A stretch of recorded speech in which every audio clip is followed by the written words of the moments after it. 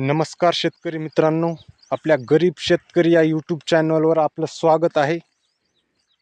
तुम्हाला एक आज जबरदस्त अशी फवारणी सांगणार आहे. ही आपली सोयाबीन आहे मित्रांनो.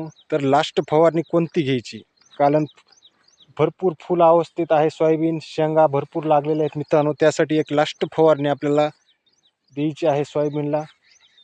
तर बघा मित्रांनो, हा आपला प्लॉट आहे.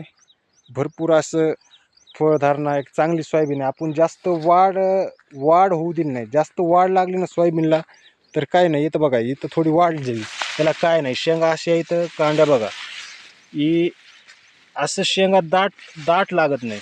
जिथं कमी वाढ आहे ना मित्रांनो, तिथं शेंगा बघा भरपूर असा शेंगा लागलेल्या आहेत त्या बघा.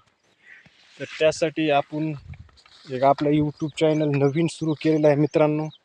तर आपल्याला लाईक सबस्क्रायबर करा मित्रांनो. तर अशीच तुम्हाला मी माहिती नवीन देत जाईल, कारण आपलं एवढा अनुभव नाही. यूट्यूब चॅनल एक सगळेच आहेत यूट्यूबवर अशी माहिती देणारे, तरी आपण जे रिअल आहेत तेच सांगतो मित्रांनो. कारण आपण भरपूर दिवसापासून शेतीचा आपल्याला अभ्यास आहे.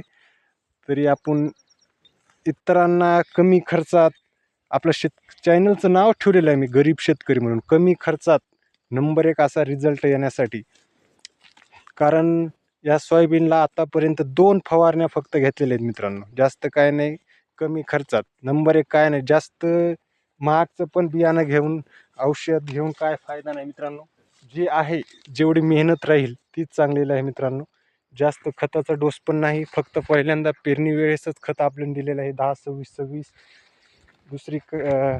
दुसरं खत अजून काय दिलेलं नाही मित्रांनो. असं आपली अवस्था आहे सोयाबीनची. तर बघा तुम्ही, फळफांद्या याला भरपूर आहेत असे. सोयाबीन बघा, आता एवढी वाढ नाही. बघा सोयाबीन कशी लागली. आता फुलं बी एक 25% आहे, अजून फुलं चालू आहेत मित्रांनो. अशी अवस्था आहे. तर तुम्हाला एक जबरदस्त अशी फवारणी मी लास्ट करून, कारण का आता शेंगा लागायला सुरुवात झालेली आहेत मित्रांनो. त्यासाठी एक जे औषध सांगतो मित्रांनो, तीच घ्यायचं. कारण का लास्ट आहे, आता फवारणी घेऊन सोडून द्यायचं मित्रांनो. त्यासाठी आपल्याला कोरोजन घ्यायचं मित्रांनो. कोरोजन नंबर 1 रिझल्ट आहे हा कोरोजनचा. कोरोजन सोबत आपल्याला एक पोटॅशसाठी एक पोटॅश पण त्याच्यात वापरू शकत. कारण आपल्या कोणतंही खत घ्या, पोटॅशमध्ये भेटतंय, एक लिक्विडमध्ये भेटेल तुम्हाला मित्रांनो. प्रति पंप 100 ग्रॅम वापरा मित्रांनो. अशी सोयाबीन, कारण का आता जे आहेत ना, हे जे शेंगा जे तयार झाले आहेत, ते असं टपूर दाणं फिणं तयार होण्यासाठी त्याच्यासाठी पोटॅशचे आवश्यकता आहे.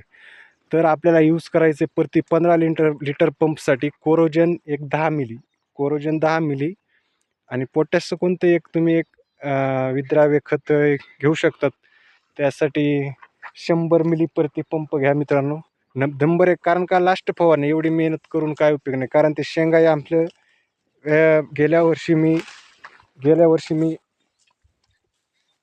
फक्त लास्ट फवारणी कोरोजन घेतलं मित्रांनो. ती कसं, ती थोडं शेंगा अशा बिया असतो ना, शेंगा जास्त भरल्या नाहीत मित्रांनो. त्यासाठी काय करावं लागेल, की आपल्याला पोटॅशची आवश्यकता आहेच, घ्यावाच लागेल. कारण का आपल्या शेंगा टपूर दाणं होईल, एक नंबर 1 उतार येईल. त्यासाठी हा लास्ट फवारणी आहे.